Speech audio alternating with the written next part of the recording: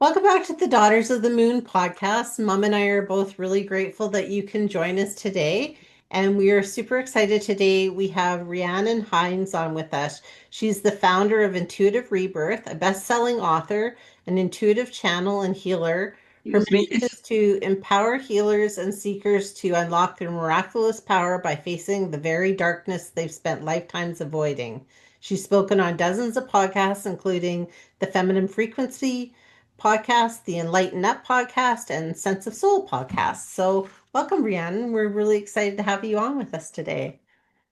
Oh, thank you guys. It's so beautiful to be here on your absolutely amazing mother-daughter podcast that I've never experienced anything so sacred. So thank you so much for having me. Yes, well, Thank thank you you. very much. Thank you. Yes, thank you. And can you tell us a little bit about kind of how you got into this path of yours? Yeah, absolutely. Well, I'm sure you guys can relate to this. It's my entire life is me. Into this. Every single aspect of my life has has shaped me as the healer and the channel and the teacher that I am. So my spiritual path has not been separate from my life. It's all been the one.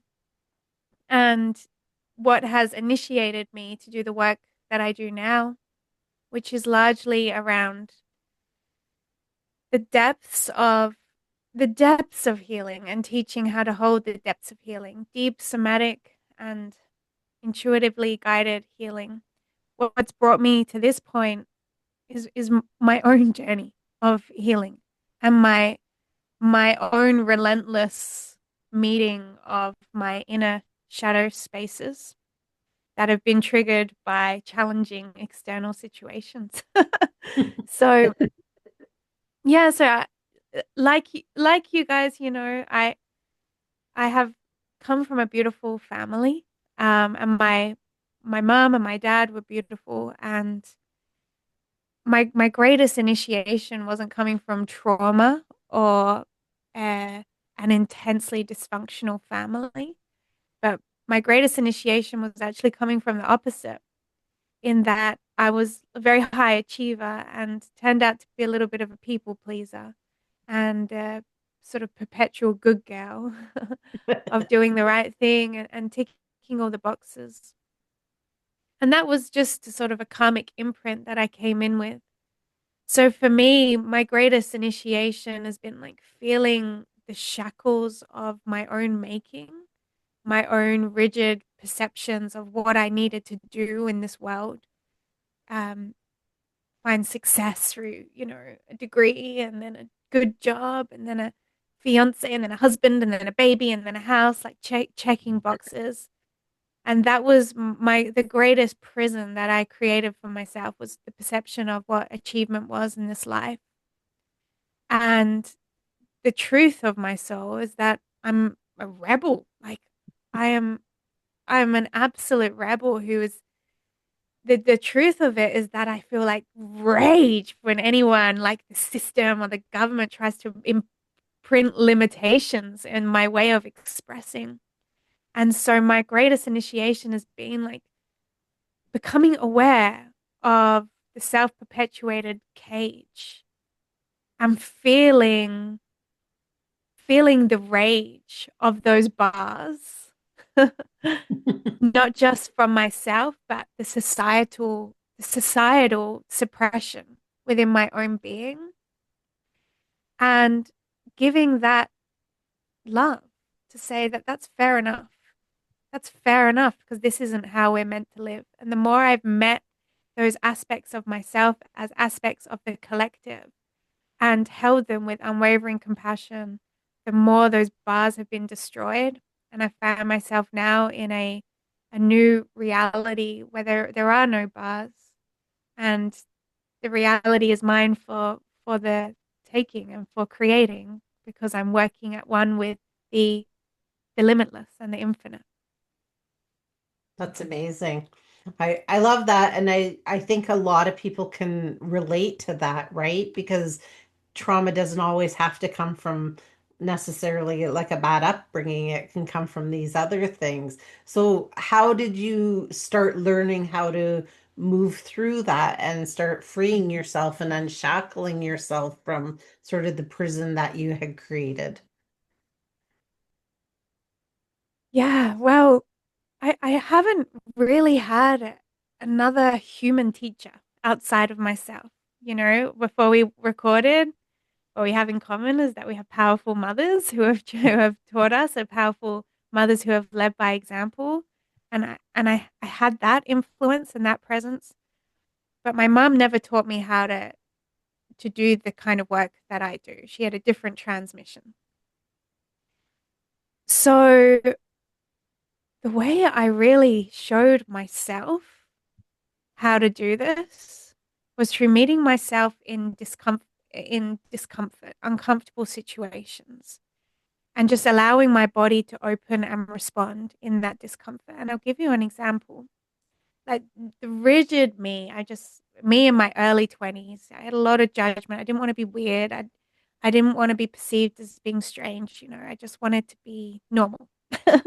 And my best friend, she's still my best friend. She was my best friend in high school.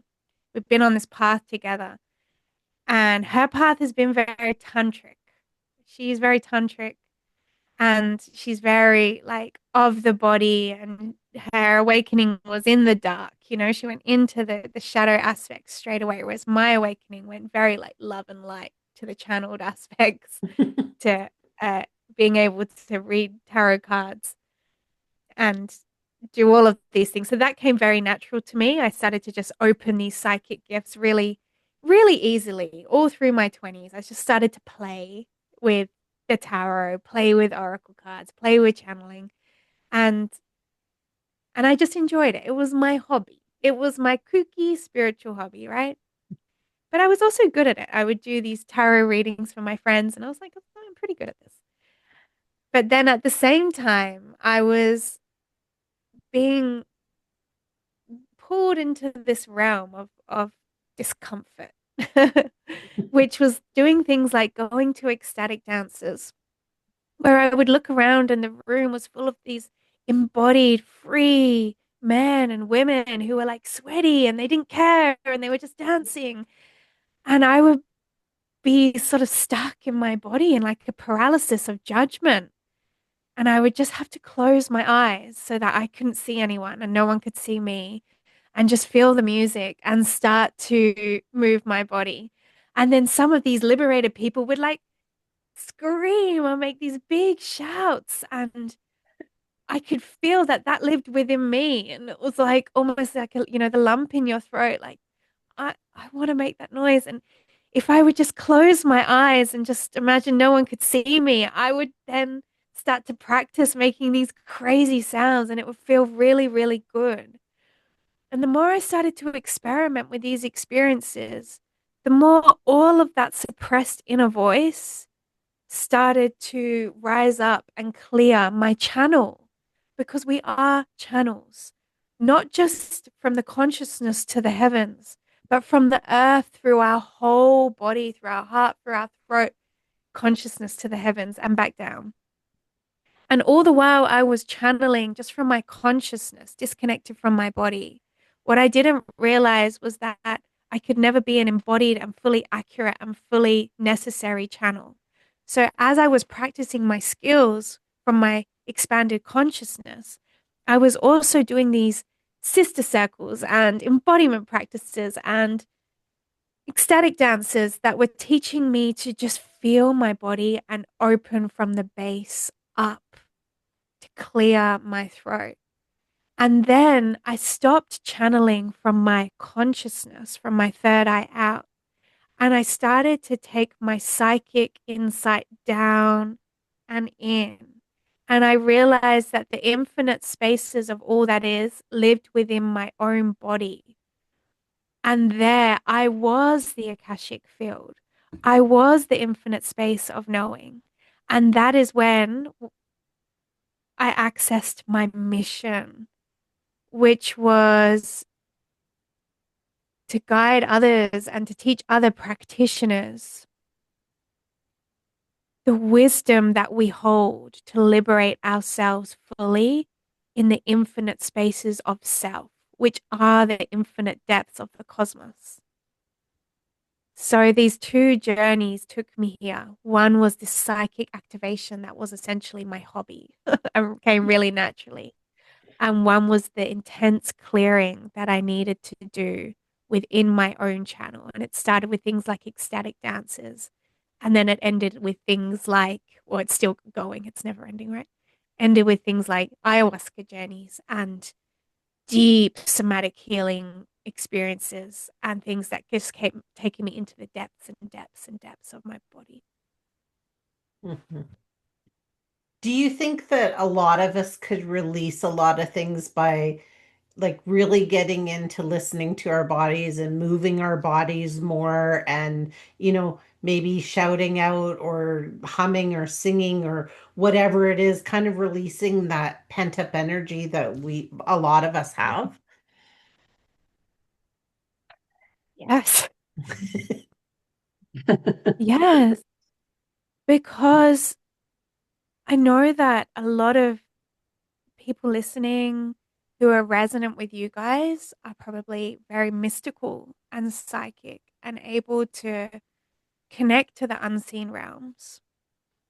But what happens is there are so many unseen realms, not all of them assisting us. Like like the radio stations that can be tuned, the radio dial that can be tuned to different stations. We don't want to listen to all of it, right? And when we are in our consciousness channeling in our mind space, and there are so many things happening within our mind space, different chaotic thoughts, fears, unprocessed, um, lower frequency, infiltrated perceptions of reality. Our channel isn't necessarily crystalline and taking us to the highest resonance. We can be we can have excess sensory perceptions and be able to attune to messages all around us. But if we're not clear channels, we're not going to dial in to the one that serves us and humanity because we dial in where there's resonance, right? So just like um, someone who's homeless living on the streets and taking heaps of drugs, you can see that they're connecting to some sort of other sensory perception because they seem crazy, like demonically infiltrated, right? They're connected to the unseen realms, but where there's resonance. So Yeah. that would be the extreme. But what we need to do is elevate our frequency to that of unconditional love, which is our organic truth, so that we're resonant with the highest frequency. And we can only do this if we clear, heal, and release the suppressed trauma within our bodies. And this throat is where we purify our channel. It is our free flowing expression that starts to clear and liberate our bodies to that of unconditional love.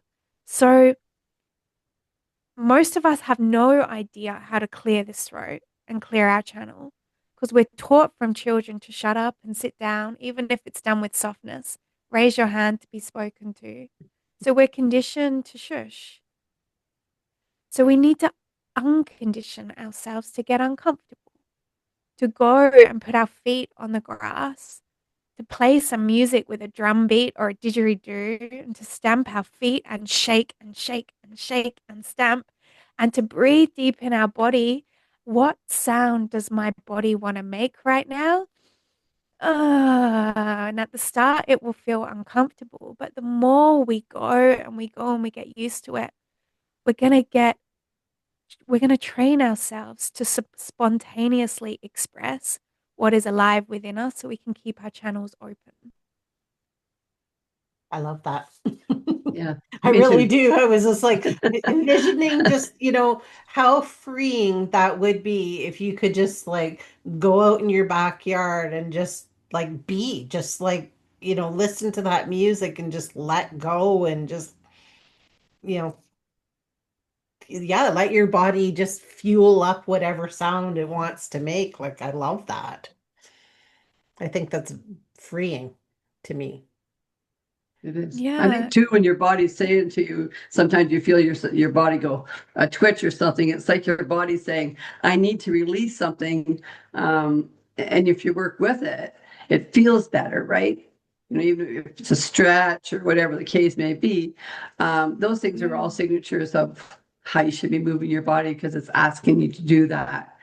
You know, to pull home something for you. I'm into music. I love music. And music brings all kinds of things to me, meditation, and it brings me messages. It does everything I need it to do. So I see you have the sound bowls behind you there. So you must play those as well, do you? Yeah, well, whatever is needed, you know. I don't do so many in-person sessions in my home anymore because my work has taken me elsewhere. But every now and then, a friend or a friend of a friend be like, Rhiannon, I need some help. And then they come on over. And I just find that depending on what's moving through the body, different instruments and different sounds can help to clear that. So the singing bowls are so powerful, the drums, but then the most powerful thing is our own voice as healers as well, you know, not our crystalline perfect singing voice, but our primal attuned toning is so powerful. So yeah, these are just healing tools. I wouldn't I don't perform anything. That's for sure. Just for yourself. Yeah, just for those or those in that come for the healing sessions. So, what would you suggest to people then if they're looking to kind of start freeing themselves? Would it be just to like find a safe space for them to start just breathing and moving their body? Yeah, yeah, that's a great question. So let's just go back to the person who's never done anything like this, right? And if you're listening to this podcast, you're obviously mystical and connected. So I see you and I know that you you you get these deep teachings, but maybe there's an avoidance there within the body because that's what we've been trained to do is avoid the body because in society pain is bad, sadness is bad, all of it is anger is bad, and we've got to run away from it. So let's just reacquaint ourselves with the perfection of the wholeness. We're not obsessed with the sun, right? And the light. We can see that we need both the sun and the moon. We're not obsessed with the day because we value the night, the day and the night, the sun and the moon, right? The man and the woman. In our all aspects of our external reality, it's easy to see that this dual nature assists us and serves us. But what even some of the most aware and conscious people do is they're looking for positivity and joy. And then if sadness or a low day arises, there's the perception that they've gone backwards. You know, I just can't seem to uphold or maintain that good vibe. So let's just firstly rewire our perception. We're never meant to maintain or uphold constant positivity and joy because we're here to ride the waves of contraction and expansion. Just like a laboring mother, she has to contract in order to expand. And every time she contracts, she doesn't go backwards. She gets ready to be propelled forwards, like the pull of an arrow, right back. So Mhm. on those days where we have these big feelings arising, it's like, whoa, I'm so grateful for this opportunity to go into the depths of my body because I know that there's this huge expansion happening right now in my body and my life. So we never go into a process to get rid of or to change, but rather to sit in reverence to the contraction. Because the reverence and the allowing of the contraction is an act of radical love, and love is the energy that transforms our shadow. Not running away from, not trying to change, not trying to fix. So I just want to pre-frame that because when we sit in a process to feel what's there. We sit with the intention to radically allow and love this day of the moon, this day of the night, this pullback of the arrow, right? Mhm. So, yes, we find a safe space. If your family aren't used to hearing you crying or making noise, you need to tell them.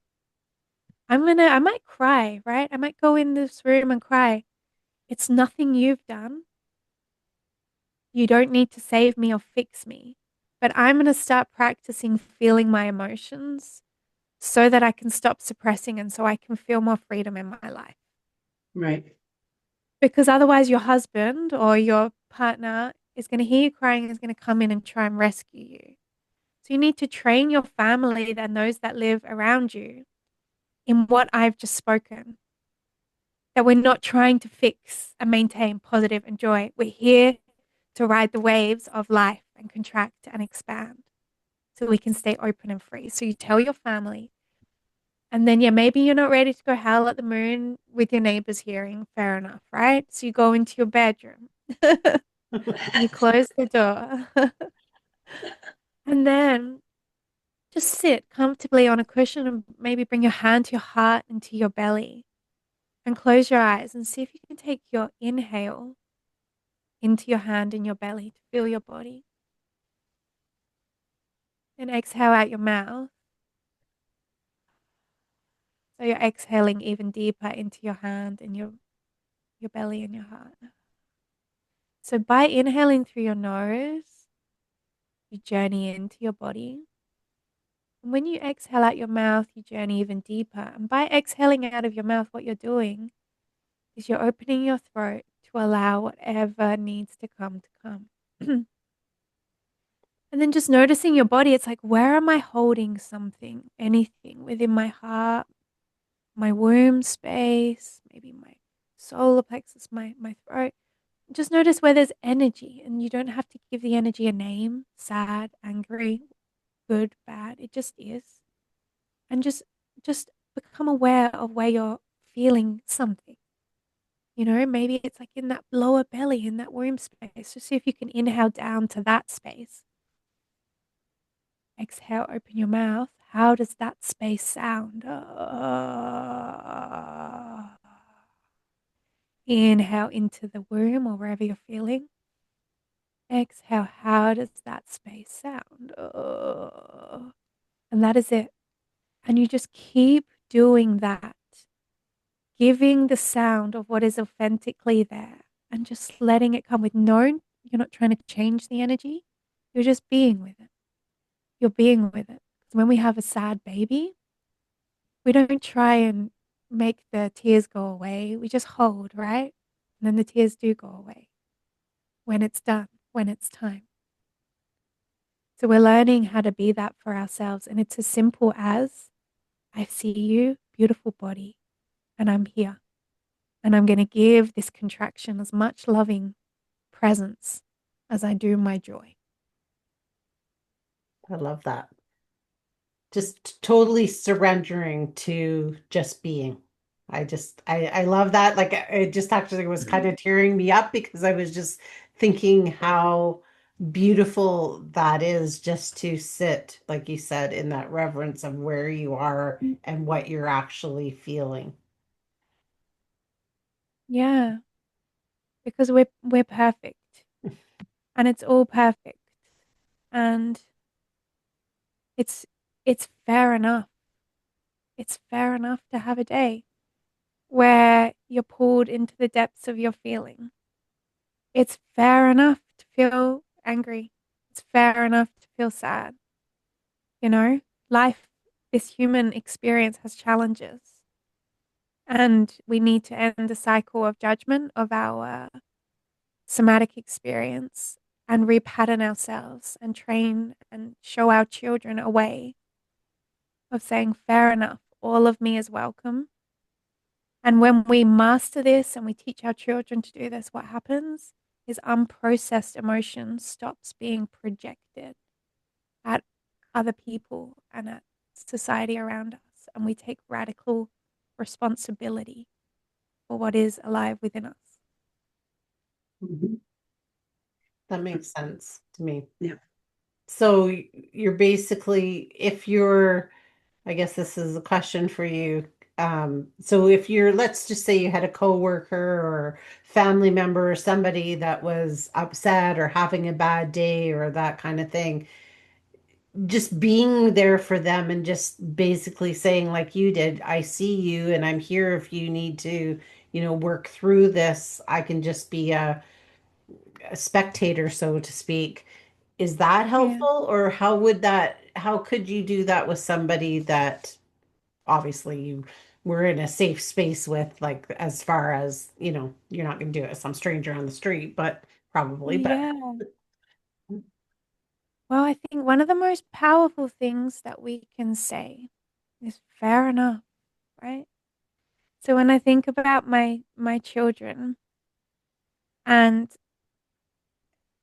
my eldest Lillian, when she's 6, right? And when she goes to bed, if she has unprocessed emotion, it expresses just before she falls asleep in the strangest ways. So she'll find something to obsess around, like her pajama pants don't feel comfortable, right? And my pajama pants don't feel comfy. And, at this point, it's like, I'm tired. It's the end of the day. It's like, come on, Lillian. But if I respond in my sort of lazy or like, come on, like that's what I wanted. That's what my conditioned self wants to do. Your pajama pants are fine. These are the pants you wear every night, right? Then what happens is Lillian, it escalates and escalates and escalates. And if I say, oh, fair enough, Lil, I know sometimes that's a horrible feeling, isn't it? When you just can't get comfy. She she kind of just falls asleep. She just wants to be she just wants to be validated. So when we have a friend, right, and they are going through something, they suddenly they have to leave their house and they have to find somewhere else and they don't know where they're going to live, right? And they're crying and we're there for them. Our conditioned self says, you're going to find something. It's going to be fine, right? And then it's like, yeah, yeah, right? But if we want to hold space for that friend to really feel the depths of that uncertainty and that fear so that they can liberate themselves into radical trust, authentic Mhm. trust, we can hold that space for them by saying, fair enough. Yeah, this is intense. Fair enough. Just feel the intensity and I'm here, you know? Just breathe into the intensity and just give it a sound. And just to be present and, we could just lovingly place our hand on their back or on their belly or their heart, wherever that fear is, You're like, I know this is uncomfortable, but I'm here for you to just feel this fear and just see what comes, right? See what comes because fear is love. When we give fear the full space that it needs, it transforms into love. And in our state of love, we trust and we await the miracle. We await the miracle because the divine is always weaving miracles, right? But when we're in fear, we can't feel that. So by holding space for the full spectrum of that fear to be felt, love comes in. Love re-anchors in their being. And you won't need to say you're going to get somewhere. The new house is going to come. Because rather, they're going to feel within the depths of their heart a shower of divine energy that says this is all for your highest good. And they're going to feel the divine re enter their being. They're going to open to the miracle of creation. And they're going to know. And it's more powerful than your words of positivity could ever be. that makes sense to me. And just holding that space, right? And I can, as you're talking, like you have such a light about you that I can just feel like in that situation, I could envision it and just being that person's just like, you know, I can feel that connection to the divine and allowing that just to come into their space and into their being. So thank you for portraying that to everyone, because I'm sure other people felt it couldn't have just been me.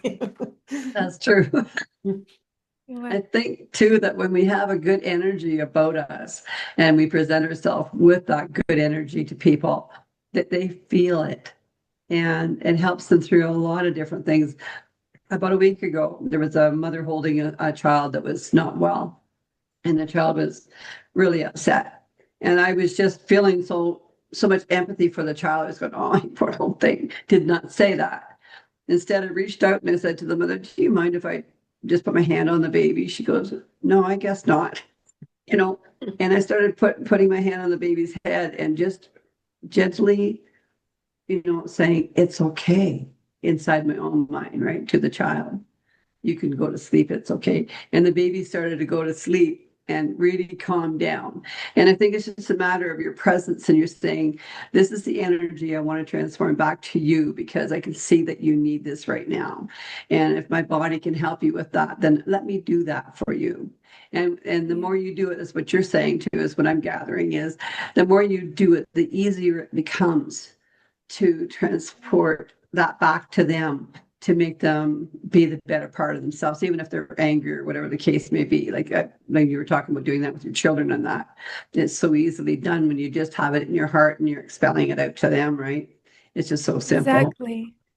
It's so beautiful. And I mean, babies and children, they are most attuned to that unconditional loving presence because they don't have any mind junk, Right. judgments, or stories that are preventing them from receiving that loving presence. And it's funny because loving presence is the medicine. Loving presence is the healing. And I shared this technique, but all that technique of breathing into your body and giving it sound, all it actually is loving presence, right? Because you're not trying to change it, you're not trying to fix it. And in our truest nature, as aspects of creation, we are just love. We are just love. So when we sit as love with our hearts open, just breathing, just breathing and emanating love, then what we do is in our presence, we activate that spark of divinity within those around us that allows them to remember who they truly are and what they truly are. And it's peace and it's love and it's trust. Yeah, I definitely 100% agree with you. And I can see mums over there like, yep, me too. And I think it's good. And I think that it's wonderful that people like you and other people are starting to recognize some of this, and we're instilling this in our children and sharing this with them to say, how about if we do it this way and create this peace within them so that they learn how to regulate their own emotions and feel them, um, and just be right. So I think that's a wonderful thing, because I think the younger that we can start them feeling into this, the better it is. Yeah, Yeah. well, already with my 6-year-old, I'm able to say like, just breathe into it and just cry, honey. Just let the crying come. Just cry. And she really does. She like goes for it. and then she's and then when she's finished, she's finished. And a really beautiful question that we can ask, as we validate emotions, whether it's in children, our partners, our friends, our clients, when we hold space and we just listen and we validate by saying, fair enough, fair enough. A beautiful question is, what do you need right now? What do you need right now? And, often it's, I just need you to be here for me. I just need a hug. Or, like that when people can validate when people are validated, they can usually feel what they authentically need. And it's very rare that someone from that space would say, I need you to tell me it's all going to be okay. Or, because that's not what their body needs. Their body is calling for intimacy and love and safety. And you can bring that forward for anyone, for your children, just through your presence. Right. I would think it would be freeing for yourself too, because I know for myself, like I'm a fixer, right? Like if you're sad, I want to fix it. I don't want you to be sad, right? And then this has really given me some pause to think about this and come at it in a different way of, still not wanting that person to be sad, but maybe just allowing them and being there for them to be able to say, fair enough. What do you need from me, right? Like I love that, and I feel like that would be so freeing on both ends, right? 'Cause I'm not trying to fix it, and we're now just being with each other. Exactly. You don't want anything, you don't need anything from anyone. They can just be. And as you say, it is liberating because we are no longer looking for an outcome in another. And any attachment to outcome, no matter how small, depletes us. And also, to not want someone to be sad is to rob them of a powerful experience for transmutation, because the depth of which we can feel our grief is the depth of which we can feel our joy. The depth to which we can feel our rage is the depth to which we can feel our liberation. So when someone is sad, they're going through a primal rite of passage. And by by by someone meeting their grief and their tears all the way inward and inward and inward to the root of that grief will bloom and open like a garden of joy. And they will know the divine in their body, and that grief will be the gateway. So when someone on a retreat or in a session accesses sadness, or just in my life, it's like, wow, what a sacred moment this is for me to witness. This moment where they're going to meet a new aspect of themselves by following this grief all the way inward to the root. Hmm. Yeah, that it sounds like a good thing to start practicing these things. So I guess that leads me to, where can people find you if they want to look more into this or maybe start doing some of these practices with you? Yeah, well, I have 2 books out and I'm working on a third. Everything that we've just spoken about is very much present in the second book, which is called The Intuitive Rebirth, and somewhat in the first book, which is The Keepers of the Lightcodes. So the books is a really simple way to get some of these practices. Or if you head to my site, which is intuitiverebirth.com, there's like a super affordable short course that's like how to feel your body, how to give it sound, the absolute basics of everything we just went through.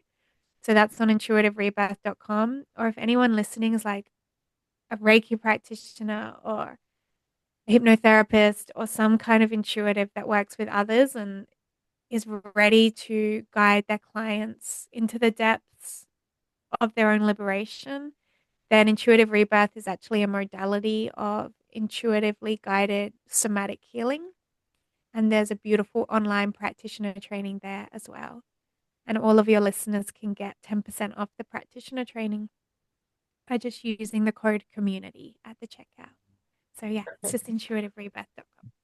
Well, thank you. Appreciate you offering that. I'm just writing it down so I remember to put it in the show notes. Because, I would likely remember-ish. Um, Yeah. but no, that's wonderful and very gracious of you. So thank you for doing that. And you're on Instagram.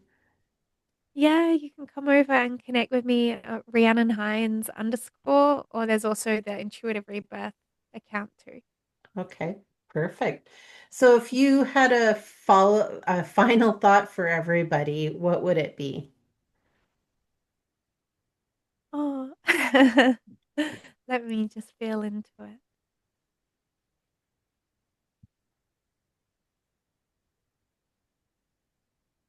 Just that life is here to be our version of heaven on earth.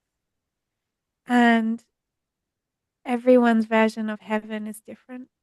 And it's a feeling within the body of what brings us freedom, joy, and love, and acquainting ourselves with that heaven more and more each day just means riding the waves of our body and feeling what is present and listening to the creative urges guiding us forward. So, my final thought for all your beautiful listeners is just put down your phone, get outside, look at the sun, look at the clouds, feel the trees, feel the grass, connect with your family, open your heart, and just remember the simple magic of the gift of this beautiful life. Thank you. Very That's nice. yes, very beautiful message.